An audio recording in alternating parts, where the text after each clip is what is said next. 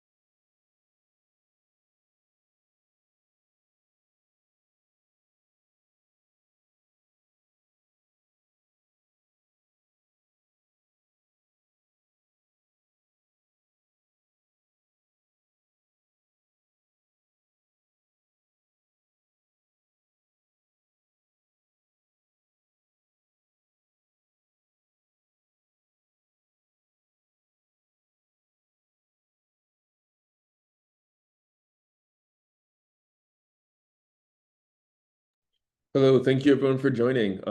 Those for you who just came in, we're gonna begin shortly. We're just gonna wait for a few more people to trickle in, but thank you again. This is Conversations on Collecting International, and today we have two lovely guests, Maria Sukkar with the ISelf Collection, and then Emily Butler, our adjunct curator. So yeah, hold on tight and we'll start shortly.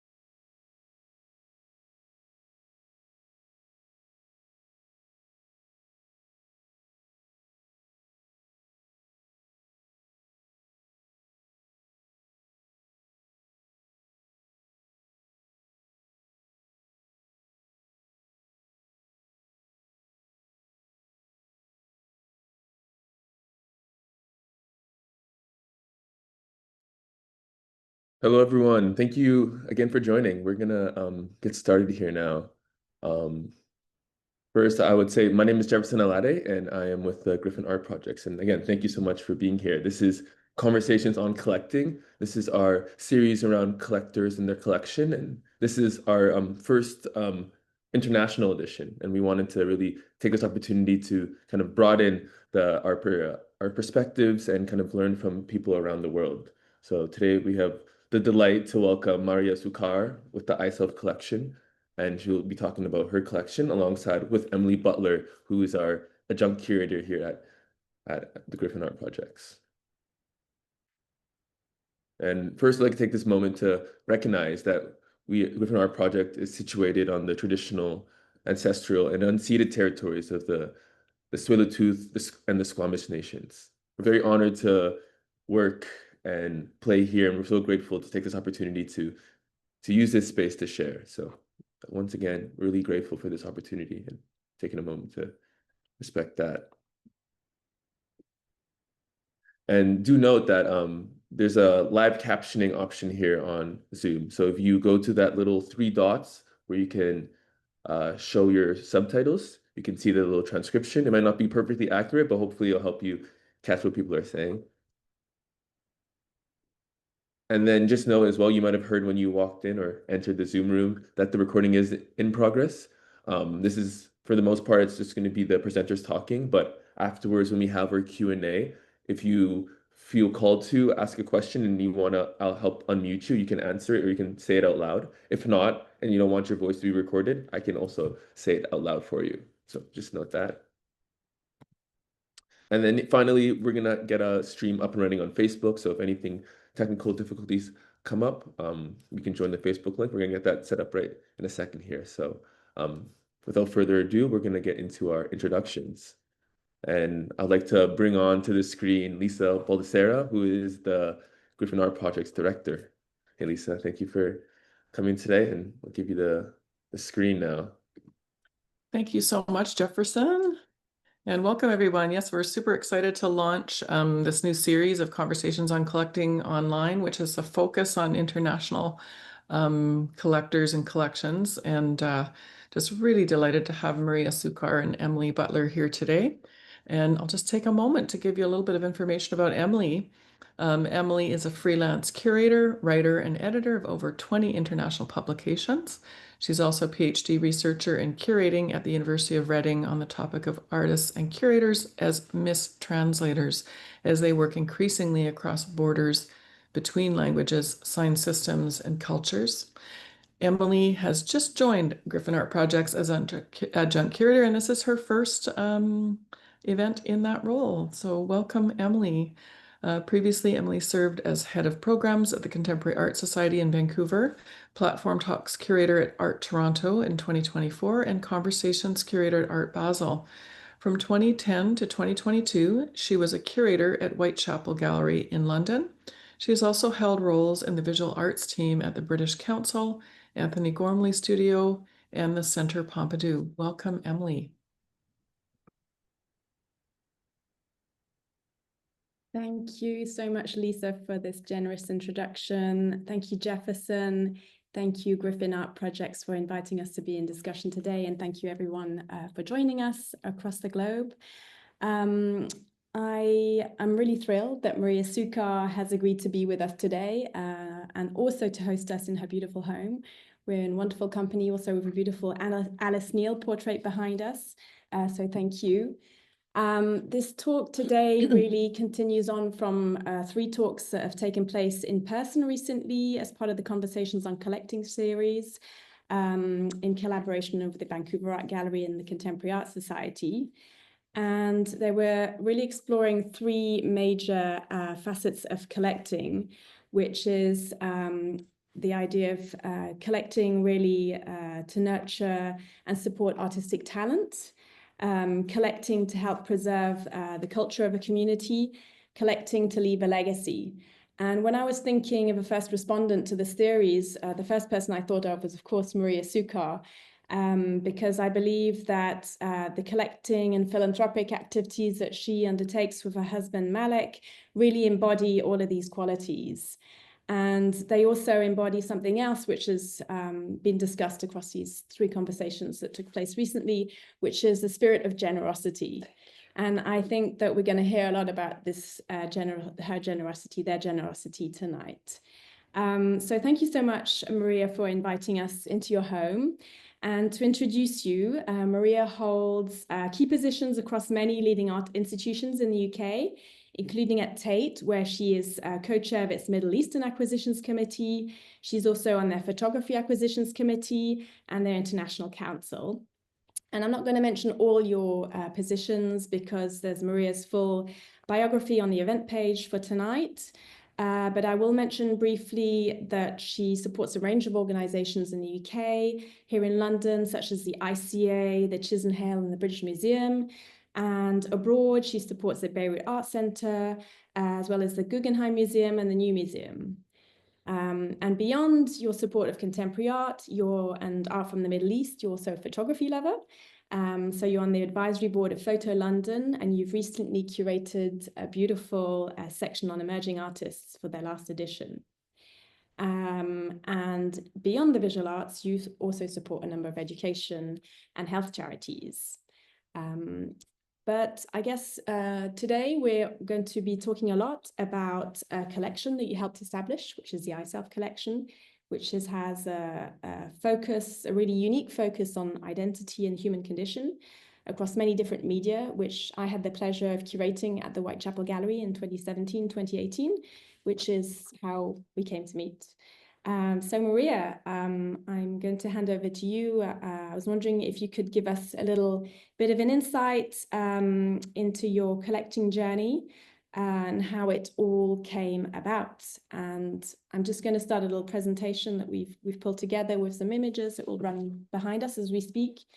And just to mention that for those of you who are watching us, you're very welcome to put any questions in the chat as we speak, and we will answer them at the end of the conversation. We'll have about 15 minutes for questions at the end. So Maria, take it away. Thank you, Emily. Thank you to Griffin's Project. I'm so delighted to be with you today because it feels like we're going full circle. We've known each other for a long time, and you have done an amazing job curating this collection for the Whitechapel, and we will talk about that later on. So thank you for having me. Collecting for us started like it starts for every couple. I'm Lebanese, for those who don't know. My husband's Lebanese.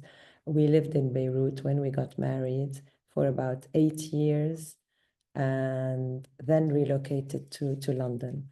In Lebanon, the art scene was quite limited at the time. I'm talking about the late 90s. There were just a handful of art galleries. People didn't know about contemporary art that well. So we started buying pieces to really decorate our walls.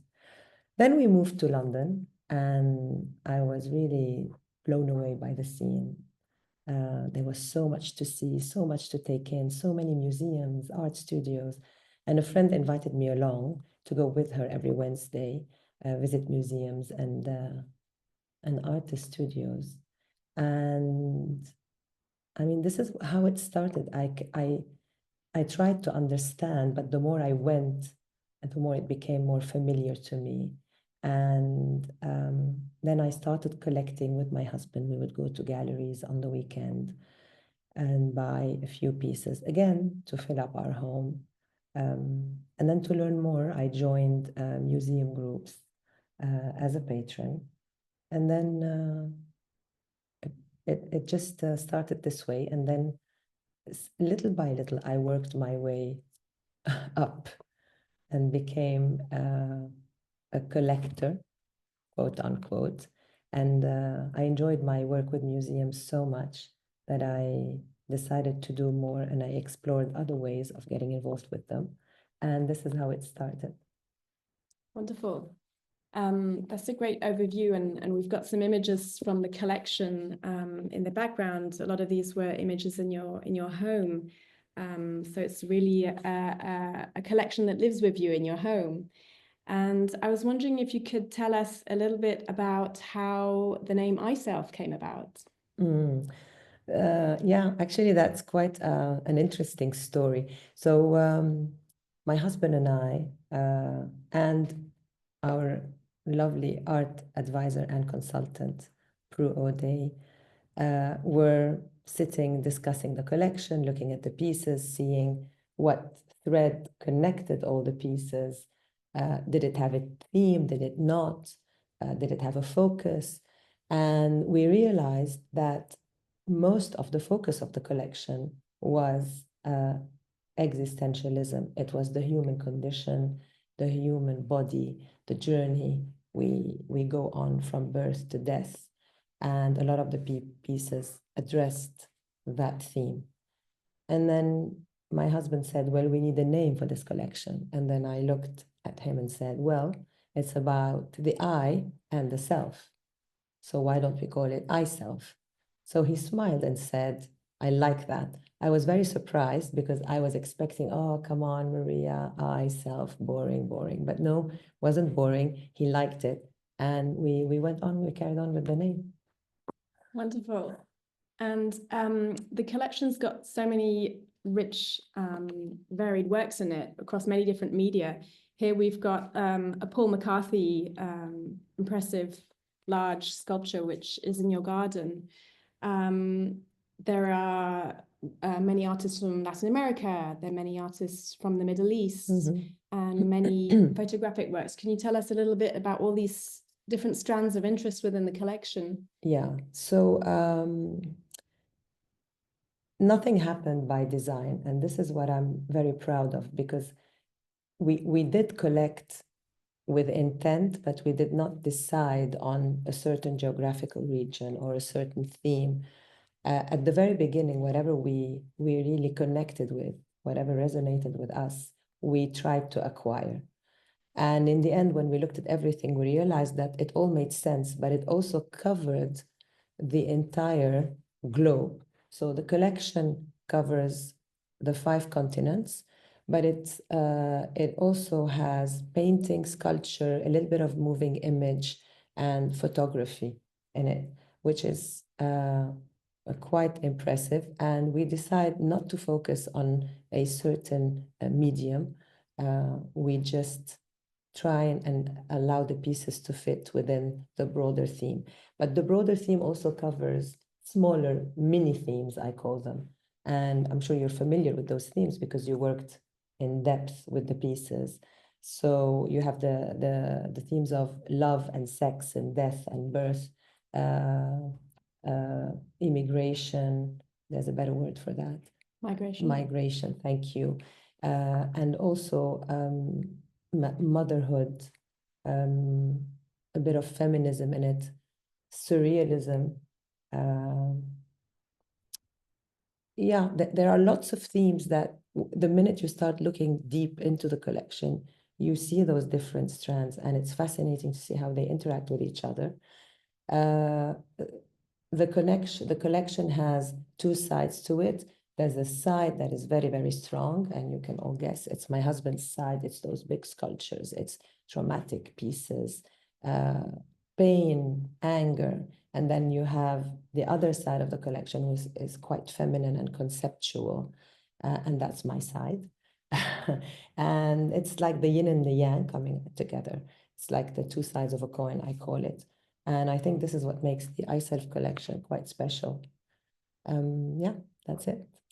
And I think what's also remarkable is that there's actually a majority of female artists in the collection. Is that something that that was a conscious decision when you were collecting? Absolutely not. I'm trying to remember if it was on the same day we realized that we chose the name of the collection. I think because that was quite an interesting meeting. It was quite an eye-opener. So we realized that there was this thread going through all the pieces, but we also noticed that most of the artists were women, which was, again, something quite interesting. And it wasn't by design, as I said before, but it makes total sense because I just believe women have an extra layer of sensibility since they wear many hats throughout the day, their lives. They're a mom, a sister, a lover, a wife, they're homemakers, and they try to achieve so many things within a given amount of time. And that's where their strength lies.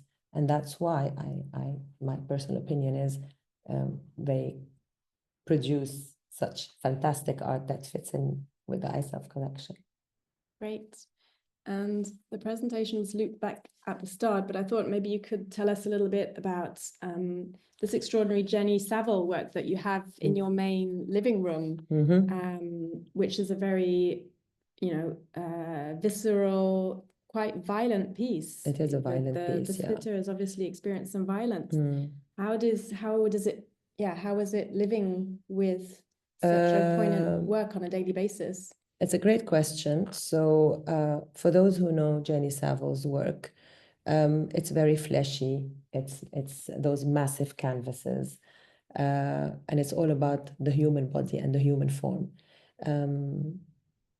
But this work in particular is quite traumatic because it is the face of a woman who's been shot and who's lying in the morgue.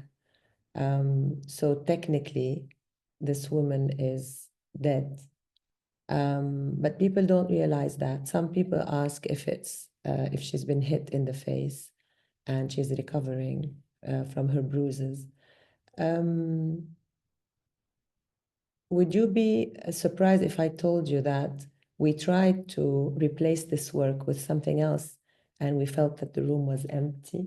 We couldn't. We honestly couldn't. When we rehang the pieces around the house, there are two pieces that we cannot replace because they bring life into the house, and this piece is one of them. It's one of the very, very early pieces we acquired, and we were very lucky to find it. And when I met the artist Jenny Savile, who's a lovely woman, by the way, it was quite a discovery for me because Jenny is tiny, her canvases are larger than life, she's bubbly, she's fun, she's a mother. So everything she paints is so different from what you see in real life, which makes the work even more interesting. And then you can see in the mirror, there is the Adam and Eve by Maria Sukkar that's facing this work. And when I give a tour, I tell everyone that this is where it all starts. It's a very particular Adam and Eve. You have Eve towering over Adam, the apple dangling in the middle. He has his hand on his heart, and she's intimidating him a little bit with her looks. And in the middle, you see that pensive, can we say a donkey? Well, the title is the Billy Goat. Billy Goat, yeah. Yes, the kind of figure of ridicule, apparently, in Polish culture. And he's been inspired by an old folks tale, Pavel Altamer. But for me, it's another Rodin, the thinker, revisited. Unfortunately, the image is a little bit far, but we'll see a better picture of him sitting in the Whitechapel. He was the star of the first Whitechapel Gallery display, which we'll come and speak about in a minute. But I guess I wanted to ask you, I think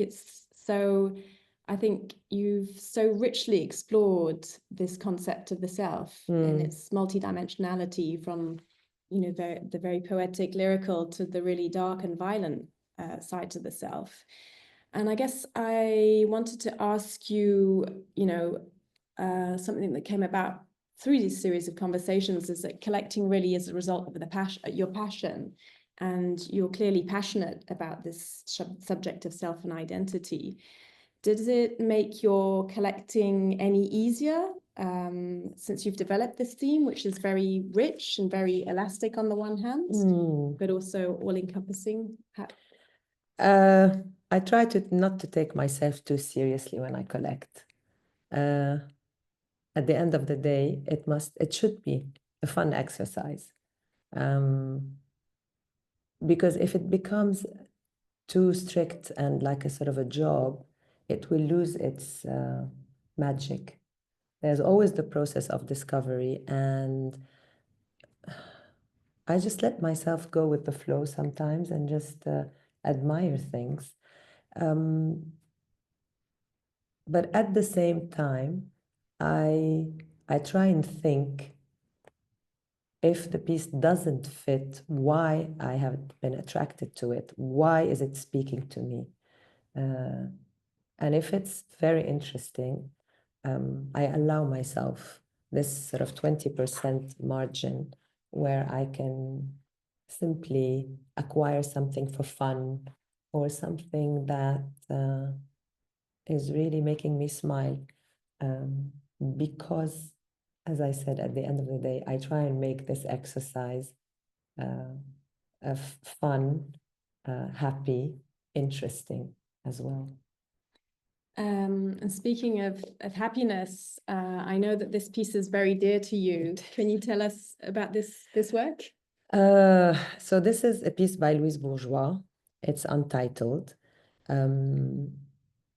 I remember Ivona Blazwick asked me. So Ivona Blazwick is the previous director of the Whitechapel. She's the one who had invited me to display my collection at the Whitechapel, and I will be forever grateful to her.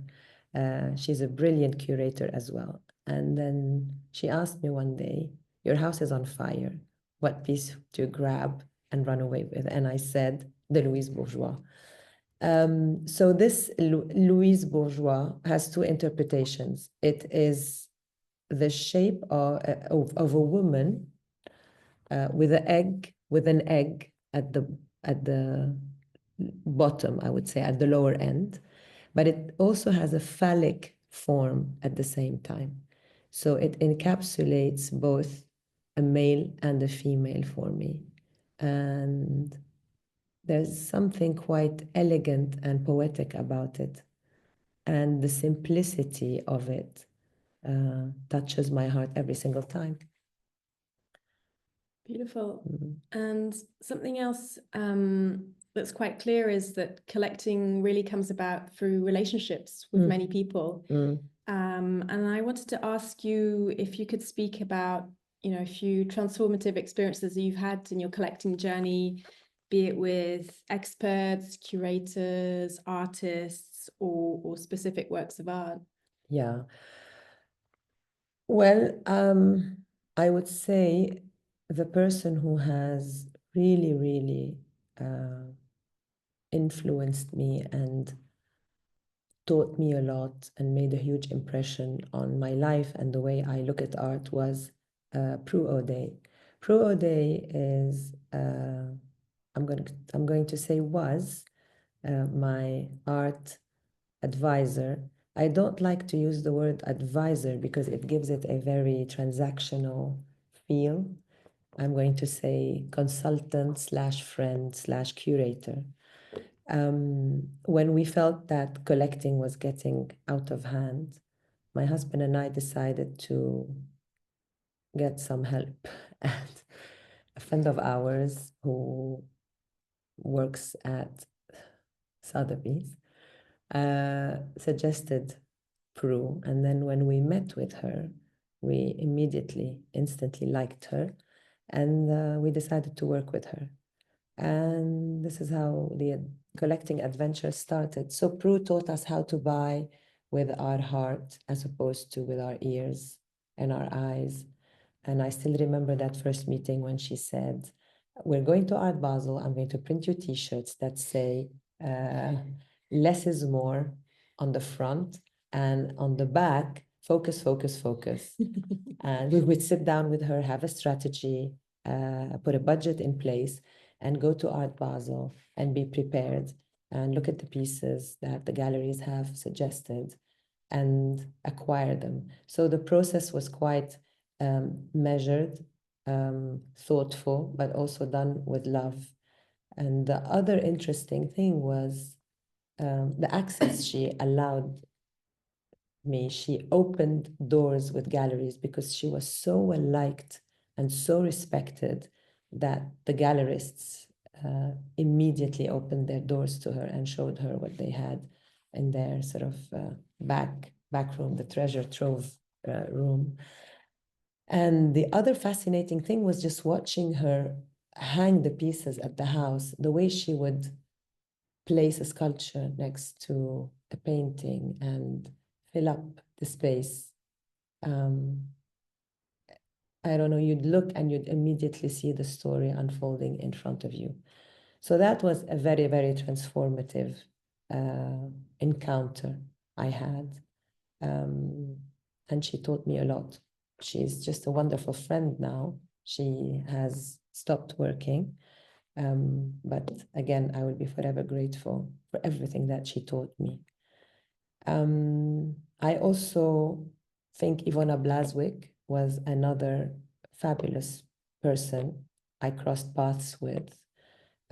She invited me to show my collection at the Whitechapel Gallery. We worked closely with her and with Emily and with Lydia Lee, the other curator. And then there was another project that Ivona invited me to be part of outside the UK. So I learned a lot from Ivona, her way of looking at art and her way of managing institutions and people. And I know it's not hard. It's not easy for a woman anywhere to do that. So yeah, I would say these two people had really a huge influence on me. I think Prue in a way was the best teacher because she really empowered you to believe in your choices and have the confidence and really helped you draw out your interests in this question of identity. And yeah, I guess that's the question a lot of people have when they, if they want to think about collecting, how do you start collecting? I guess it's nearly 20 years now that you started collecting with Malek. I was wondering, what would you, if you were faced with Maria and Malek 20 years ago, what advice would you have given them as they were starting their collecting journey? Trust yourself. And also buy what you love. And this is what we did. We used to go to visit small art fairs around London and buy things that also reminded us of ourselves as a young couple and young parents. I would also say, ask older collectors how they got there, what they did, how they started. Ask for advice, don't be shy. But I think the rest, we were very lucky. We met the right people at the right time. Yeah, I think that's it. And how does the dynamic work with collecting? Because you said that you both have different interests in this question of the self and identity, Malek being more drawn to the visceral, kind of very powerful images. Do you both have to agree to acquire work, or can you also agree to disagree? We agree to disagree. We try to keep it as a joint project, something we would do together, because we've always done it together. But since we're both quite different, he's more spontaneous. If he has a coup de cœur, if he likes something, he immediately goes for it. I'm more measured. I think about it. I read a lot about it. So it's a completely different way of acquiring and researching, and so it's good. It's a good teamwork.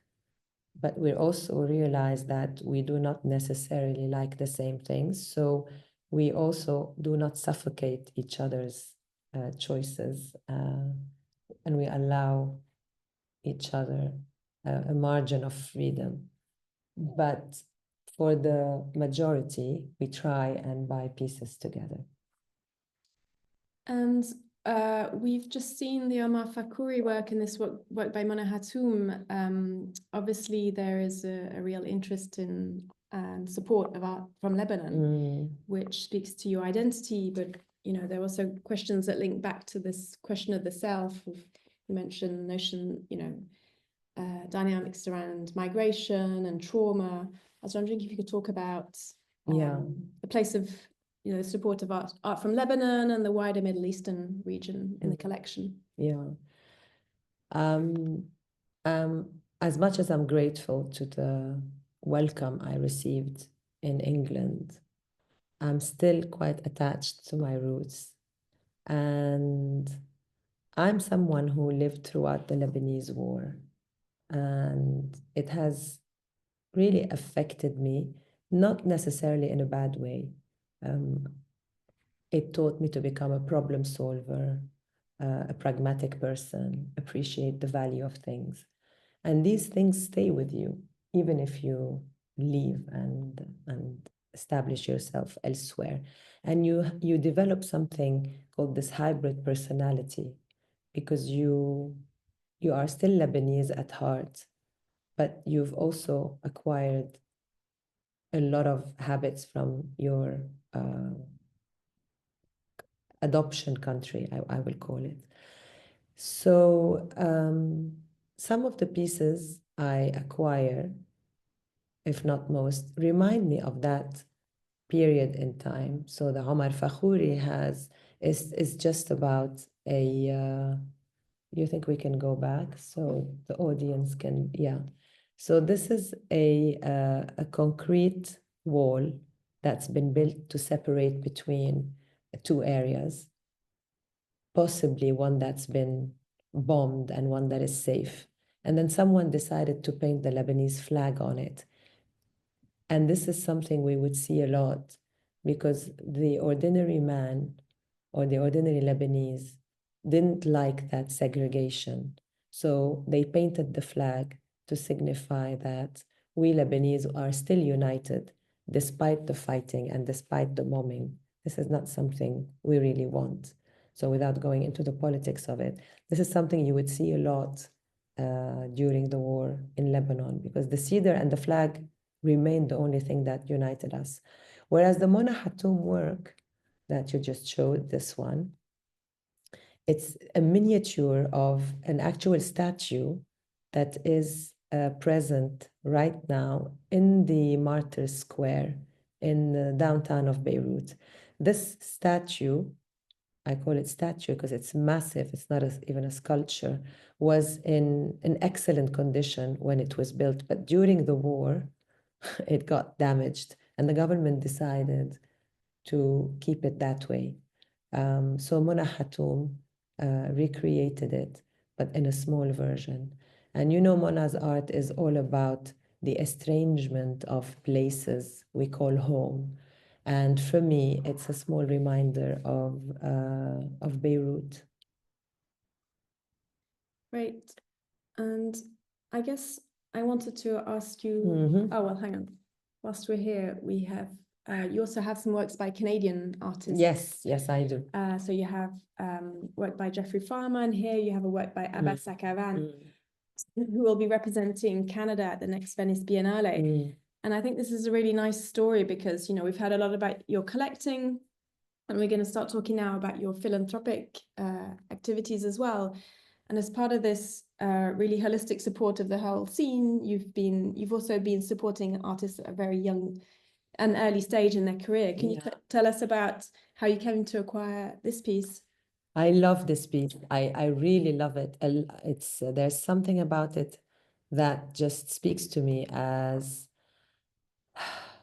a mother, as a homemaker, as a Middle Eastern woman, the pots and pans, the kitchen, the cooking. And I have something similar in my dining room, which is it's the same feel, which is the Subodh Gupta nest, this assemblage and accumulation of the plates there is water coming out of this installation, but the image doesn't do it justice. So Abbas Akavan was doing an artist. He was an artist in residence in residency at the Delfina Foundation. Delfina Foundation is this fabulous, maybe the first artist in residence space in the UK, if not in Europe. It was established by Delfina Entre Canales. And this piece was acquired in 2011. I met Abbas, loved the piece. This is something that I bought instantly. I didn't even think twice. And look at him now. Fast forward, I don't know, 12, 15 years, he's representing Canada at the Venice Biennale. So honestly, well done. And it's a wonderful testament to your support. And I guess I wanted to start talking now about philanthropy and to ask you what came first, collecting or philanthropy? Collecting first, I would say, but then I was always approached to support small shows or be part of a circle of supporters at a gallery or museum. And I would always say yes. You know, when you're also young, you're eager to be part of every single initiative. And when it's a group of friends doing it, you just feel part of the group and you feel like, yay, we're doing it together. And you're quite happy about it. And then I realized that I could do it on a different level or a different scale. And I started really getting involved in bigger initiatives like that. I believe our duty as collectors is not only to collect and share the collection or show it, but if we can also help the artists produce work, display the work, sell the work, we're also doing them a huge favor too. Or yeah, it's just part of a whole circle of life. We all hold hands and we help one another. And it's very rewarding to meet the artist and speak with him about the work and how it's been made. And also listen to the challenges, limitations. It's very difficult to be an artist these days. You know, studios are quite expensive. They also have to buy the material and go and speak to galleries to represent them. So nothing is easy these days. And if we can lend a hand, then why not? And I think you've done that on such an impressive scale because you're doing it, you know, throughout the whole of the arts ecology, but you're also doing it so internationally as well. I mean, you've collected artists from so many different regions across the globe. You've supported many artists from the Middle East. You're supporting photography. I was wondering whether your collection, you feel, really mirrors your philanthropy. That's an interesting question. Yes, because I really like to encourage emerging artists. And when I display the work at my house, you will always find an emerging artist next to a quite established one. And in a way, it's like saying, well, you know, he is emerging, but at the same time, there you go, here's a platform for you. And you are on the same par, in my eyes, as this very famous, very established artist. And you know, slowly, these very emerging ones, fast forward a few years, they become as important as the established ones. And again, it warms the heart to see them work their way up and get there. So yeah, I hope it mirrors my philanthropy, but if it doesn't, it's fine. I'm happy to do it anyways. I think it's made a huge difference. And I think something else that we're discussing in these conversations is how a collector really gets involved, not only in supporting financially, but in so many practical details as well. So Yeah. you are, sitting on these boards and advising them, Yeah. but you're really giving so much advice on so many different levels. Yeah, can you tell us how you approach this question of advice from the small to the large scale? So it depends. If it's a committee like the acquisition committee, whether it's the Middle Eastern one or the photography one at the Tate Museum, we work in close collaboration with the curators who bring the work to us, and then we discuss it, and then we show it to the committee. We meet with the committee, and then we all decide what works we can acquire to put in the museum, because we also have a certain budget. Other committees, like the commissioning committee at the Hayward Gallery, offers us more leeway. So we come up with the list of artists to commission for the Hayward. It's the committee members themselves who bring the artist they want to nominate. They prepare the dossier, and then we sit around the table, and each member presents their artists, and then we vote and we see which one is better, all under the supervision of the curator and of Ralph Rugoff, who is the director of the Hayward Gallery. But this gives you a little bit more of an incentive, because it's the work you bring to the table. Other boards, we do some more of the same. So if it's a small budget we're working on, we have to work with the curators. If it's something like positions, for example, at Photo London, we are spoiled with a huge choice, because all these sponsors apply on the website. It's an open call. They send their applications, and we have to choose which artist will feature in that small section called positions. But then every artist has the opportunity to sell their work. And last year, honestly, the cherry on the cake for me was that every single artist sold the work they displayed in the space.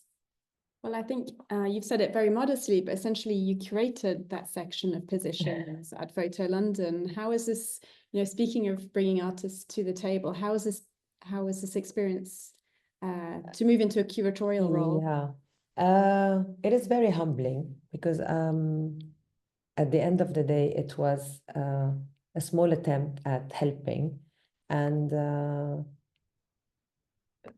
I guess also the work lent itself to a beautiful curation, because the pieces spoke to each other. And we had an amazing space. We had 3 rooms, so we were also spoiled for space, and we were able to put the pieces together. I learned a lot. Some of the pieces came damaged, the glass was broken, some of the pieces barely made it on time, but the team at Photo London is fabulous. The director stayed with me while we were hanging the pieces. Yeah, it was very humbling, and I learned a lot. But again, as I said, I was extremely happy that every artist sold their work, which was really incredible. Great. And yeah, I guess I wanted to move on to ask you a little bit about the philanthropy of the future. I mean, in Canada and in the UK, we're all experiencing a huge period of political upheaval, economic uncertainty, and there's less and less public funding. I was wondering, what do you think people can do on a small to a large scale, from being, say, a member of an institution to being a supporter? How do you think we can continue to really support artists and and institutions? Yeah, I mean, what we're witnessing is quite difficult at the moment. There are severe cuts that the institutions are facing, whether they're museums or galleries, and smaller galleries are really struggling. A lot of people, for example, in the UK, many people left. So the pool of individuals with wealth is quite small now. But I always say, join an institution if you can, even at a smaller level, and try to keep your support constant, because this is what matters. Every penny helps. And if you know of anyone who is interested in supporting, invite them, introduce them to the institution, and ask them to support. This is what I'm trying to do, really, bringing people to the institutions that I'm part of and inviting them to see the shows and become patrons. Because that's, at a smaller level, it's quite easy and it's not very intimidating. As for the bigger asks, I always try and see if anyone in my network is interested in an artist that speaks to them. And then I put them in touch with the institution. And there are so many generous patrons out there, you would be surprised. It's not something that can be done regularly, but it can be done. And it is very, yeah, it always ends well. And, the show must go on. So we always all have to do our bit in the hope of better days to come. Well, speaking of meaningful support, I think the project at the Whitechapel Gallery was a beautiful, beautiful collaboration where we were given the opportunity of showcasing your collection over 4 displays. So the collections gallery is about half the space of Griffin Art Projects. And so we always conceived of the collections as in several chapters. And when you essentially gave us carte blanche to curate your collection, it really was the most unique opportunity. I felt that I was, essentially in a curatorial candy store, being able to choose from such beautiful works to develop a series of displays over 4 chapters. And what I was really fascinated about in the collection was, this focus on the self and identity and how to draw that out in 4 chapters. And what intrigued me was the name of the collection, the I and the self. And the I is this reflection on yourself, and the self is a self-reflective notion. So I think in the whole title, it really encapsulates this complex approach to identity, which is very reflexive. And actually, in retrospect, I think it's also a manifestation of your generosity, because you never just think about yourself. You're always thinking of yourself in relation to other people. So I guess the lens that I took in curating the show was to think about the notion of the self in 4 chapters. The first one was looking at self-representations, so lots of self-portraits by artists. The second one was looking at our relationship with the other person. The third one was looking more at our relationship with society and the world of consumer objects, the world of objects. And then the fourth one was really looking at our relationship with the wider world, more spiritual notions, existential notions, and I guess really like questions of testing the limits of our bodies. And so this whole notion came full circle. So I thought maybe we could talk through a few of the works in the display. So this was the first one, it was called Self-Portrait as a Billy Goat. So each display was named after one of the key works in the display, in the case, the Pavel Altama. Yeah. And we had the beautiful Louise Bourgeois. So it's quite interesting, you think of this idea of a self-portrait being, a somewhat straightforward representation, but it's not. You realize how artists are really complexifying this representation of self from, a straightforward photographic image to really very abstract representations. And earlier in the presentation, you could see these beautiful selfies that the Surrealists took in 1929. This is the earliest pieces in your collection and the earliest piece in the display. And immediately, these were some of the first selfies at the time, taking in the early photo booths. And the surrealists were really kind of taking pictures of themselves, looking as though they were dreaming, or they're looking sideways, they were playing or smoking. So they were really showing the complexity, the different facets of how to represent the self. I'm reliving the opening night as you're Speaking of which, talking. this is the opening night. Yeah, so a quick word for our audience. So the way it happens, so the Whitechapel Gallery has a space called Gallery 7, and they invite galleries that are, and correct me if I'm wrong, rarely seen. Yes, so it can either be public collections or private Okay. collections or corporate collections. Yeah, and then Ivona Blaswick told me, would you like to feature your collection? And I said, let me just ask my husband, and he said yes. So the idea is you just hand over the database to the curators. In this case, it was the lovely Emily and her and the other co-curator, Lydia Lee. And they decide what works go in the display. And as she said, there were 4 installments, 4 chapters. Each one would last for about 3 months. They will tell you what works would go in the display, but you wouldn't see what curation they had in mind.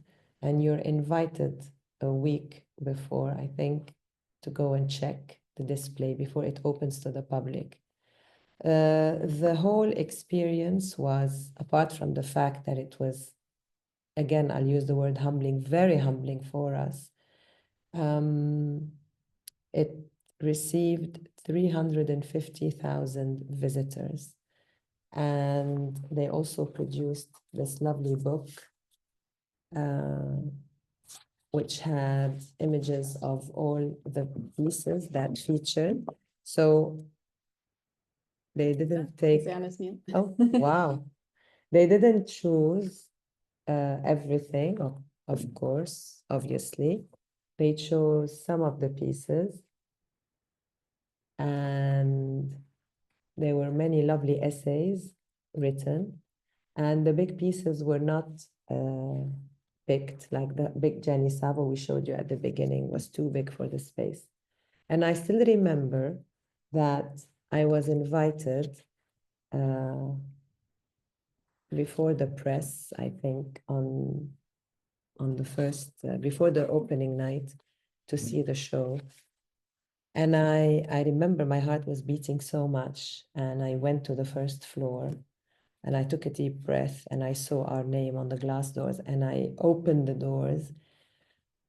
And you know, when you see something very beautiful that essentially was sitting at your house, but you'd never seen it displayed in such a way, that was what I felt that night. It was like, wow. And oh my God, to see a lot of the pieces in that gallery setting, who lived differently in your home, in the domestic setting, but who actually looked so good because they did such a great job. I mean, it was so elegantly placed, and the pieces spoke to one another, the Grise Bourgeois with the Surrealist, with the Pavel Altamer. And the Pavel, which is the goat, featured on the poster, because of course the Whitechapel don't do things halfway. We had posters for every installment, and the goat featured on the first chapter's poster. The poster was everywhere, on the tube station, the underground, the bus stations, and people would look at it and decide, oh, we want to go see that because of the, many people told me, oh my God, we came because of the poster. So yeah, it was an incredible journey and an incredible collaboration. And again, they came up with those 4 different themes that I had never thought about. For me, it was the I and the self, but again, they decided that no, there was more to it. And every display had sculpture, painting, photography, moving image. Yeah, and we also hosted many events around this. And I was very sad when it ended. So I took my younger son, who was 7 at the time, and we went and looked at the show. And there was a picture of me and him at the end. he's touching the Paloma Varga Weiss, the pregnant bumped body. Yeah, I'll come to that in a second. This is an image from the second display, which was all about portraits of other people. And you can see it's a mixture of some oil paintings, photography. There's a Wolfgang Tillmans there. There's a little Charlot portrait there. There's a Man Ray, I think, Nancy Cunard. Beautiful range of, it was also, I suppose, tracking this relationship between the artist and the sitter, because they could be very close. It could be lovers, friends, family, but it could also be imaginary connections, with the case of Charlie Chaplin here. And here's the Adam and Eve. And this is a beautiful series, and this was our lead image. Well, it was the lead image. The lead image was a married couple by Akram Zatari. This is the third display, which had a lot of works that were, I guess there was some of the, there's a sculpture by Ugo Rondinone, but it was talking about this relationship with the material world, these kind of totemic figures, also these objects that speak about exile, with the doormat that you can see. The chair by Ai Weiwei in the corner, And then this was the final display, which was called Bump Bodies, which was looking at the limits of our bodies. And there's this very powerful Belinda de Broquere work that's kind of melding into a mattress here. And then the bumped form at the back. The beautiful image of you. And that's when I went to saying goodbye to the show. And that was, a very funny anecdote. As a curator of the show, I conceived this a year in advance, but I had no idea. But when the display came about, I was pregnant. And I went on maternity leave halfway through the display. And then she has a picture of her pregnant next to this sculpture, and her holding her baby next to this sculpture. And now he's no longer a baby, he's a young boy. He's a young man. So maybe this is a good time to start opening up to questions. I'll stop sharing. Yes, thank you so much for that presentation, Maria and Emily. That was super engaging, super beautiful to hear you talk about the work and your relationship to everything. And yeah, let's open up to some questions. I know Alex Phillips had a question in the chat. I don't know if Alex wants to say it. If not, I can also voice it out for you. Give you a second.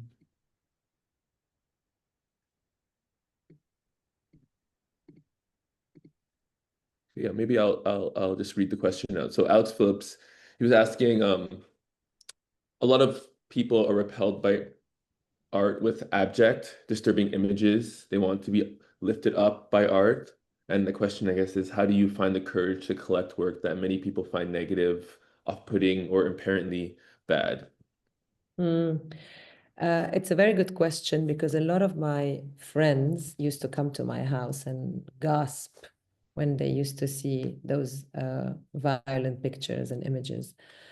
For me, it's a case of not being only attracted to the aesthetics of the works. Is it colorful? Is it happy? I try and see beyond that, because for me, life is not always a happy journey.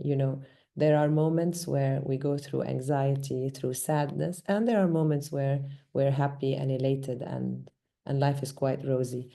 And that's why I like those difficult works, because they remind me of what life is also about. There's not one without the other. And they do not disturb me the least. If you stand in front of that Jenny Savile for a few minutes, you stop seeing the pain, but you see something a little bit more deep than that. Add to that the excellent technique, the brush stroke, and then the magnitude of the work. Thank you for that. That was a fantastic answer. And do we have any other questions? Anyone? Either you can put it into the Q&A, or I can unmute you if you feel like you want to say it out loud. Just like use the raise hand feature.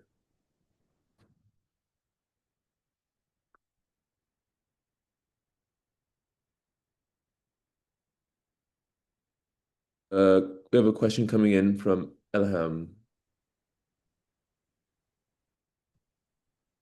Hi, thank you so much for the talk. It was great. And I just want to say that the chat is disabled.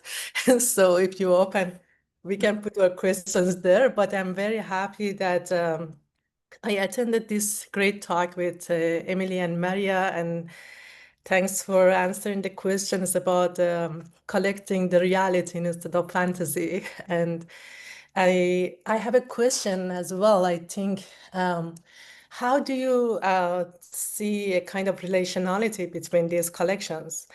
Like, of course, for the house and your space is different, but how do you work with this if it's supposed to go to other places with different contexts, with different countries? For example, if these collections come to Canada, how could you contextualize the collection? You know, like, what do you think about these cultural differences, languages, you know, how you can connect this as a collector or as a curator to, yeah, to the Well, context?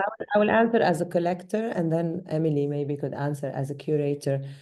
And I'm trying not to make my answer sound like a cliche. First of all, thank you for your lovely comment and the question. I believe that art transcends language and culture. And I think if you were to come to my house tonight or tomorrow morning, you wouldn't need me to take you around the pieces. You would really immediately grasp the content and understand. I might give you just a few pointers, but I know that you would react instinctively and understand it all. So I believe that that's what happens when you go to a museum show and you see works from an artist you've never heard of, and the curator explains the work to you, and then you leave the exhibition feeling richer and more rewarded. Maybe Emily could answer from a curator's I mean, point that's a of view. great question. And actually, it's the topic of my thesis. I'm looking at this idea of curators as translators. So they translate work, you know, from one context to another, from one linguistic, one political context to another.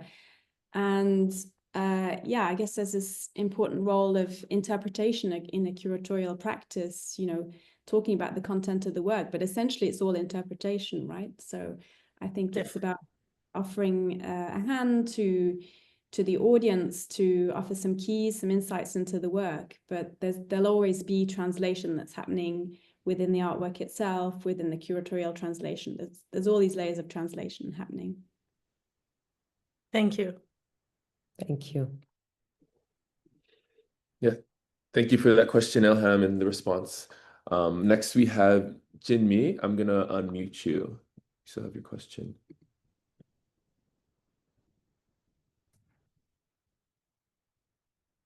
Hi, Jinmi. Hello. I just want to thank you. I am so profoundly moved by your sincerity. And I guess we live in a world where we feel disheartened. There's so much cynicism in terms of thinking about collections and wealth and possibilities.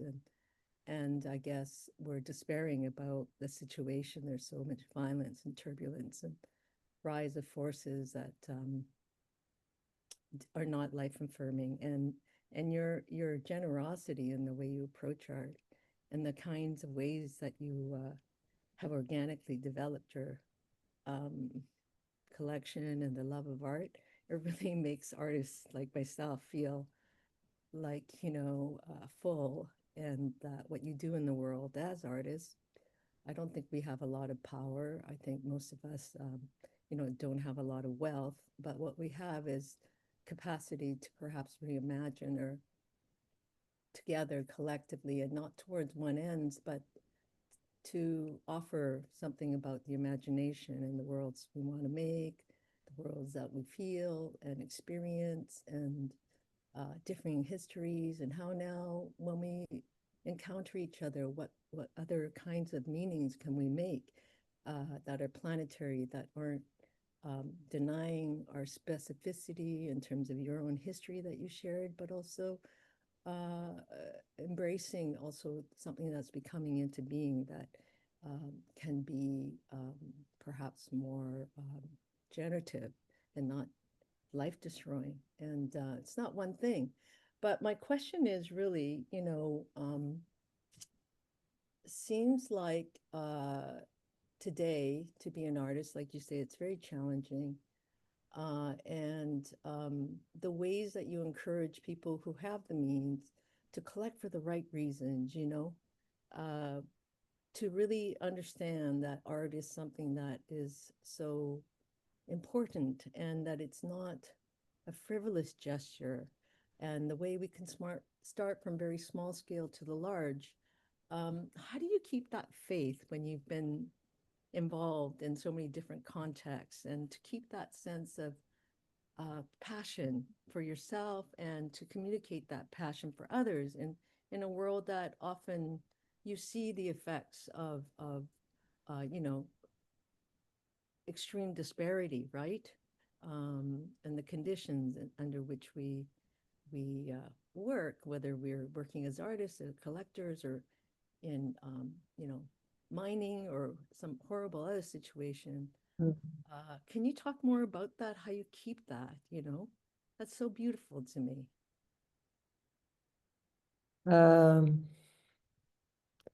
Yeah. Well, thank you. Thank you, first of all, for the very heartwarming words. Honestly, you almost made me tear up. It's beautiful what you said. And thank you for listening to what I said with intent. Again, it means a lot. And I meant every single word, really.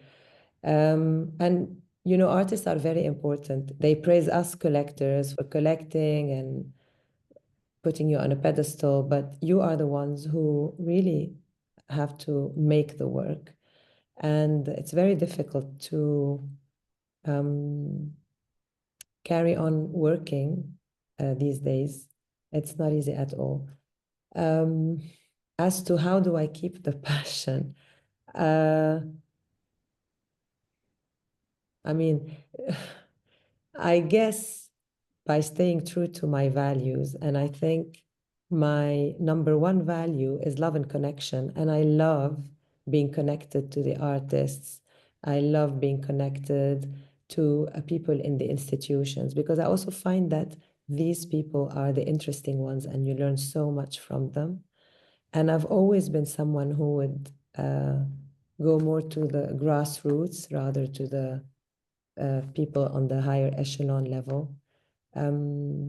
So I guess this is what keeps me going. It's just speaking to people like you and wondering what are your concerns, your fears, your anxieties, how we can help. I've always loved making a difference in the world, whether on a humanitarian level or on a philanthropic level.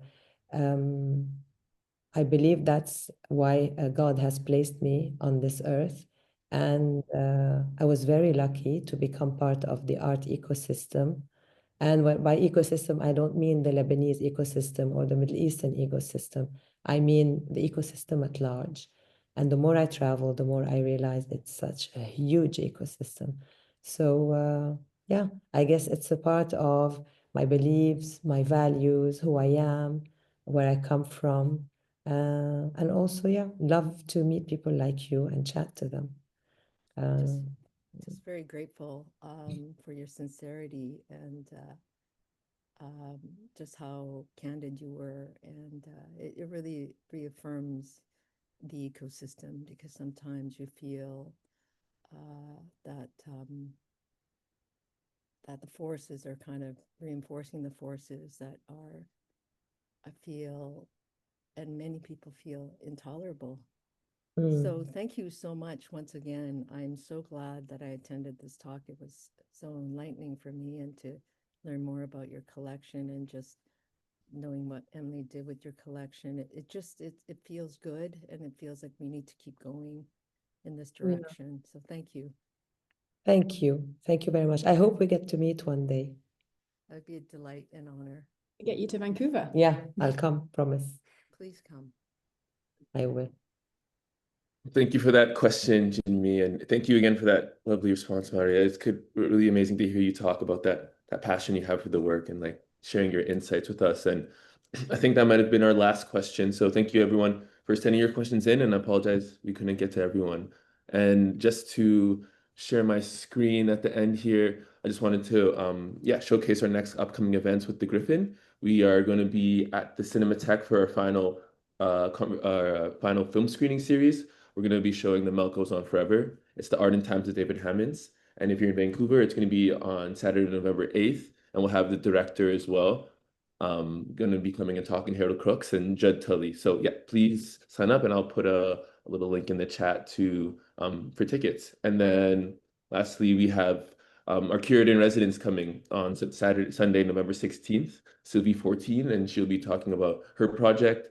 She's thinking a lot about the currencies of hospitality. So yeah, that one is going to be a free RSVP. And if you keep following our social channels, you'll be able to see when that goes out. But again, yeah, I want to say thank you for everyone for tuning in today.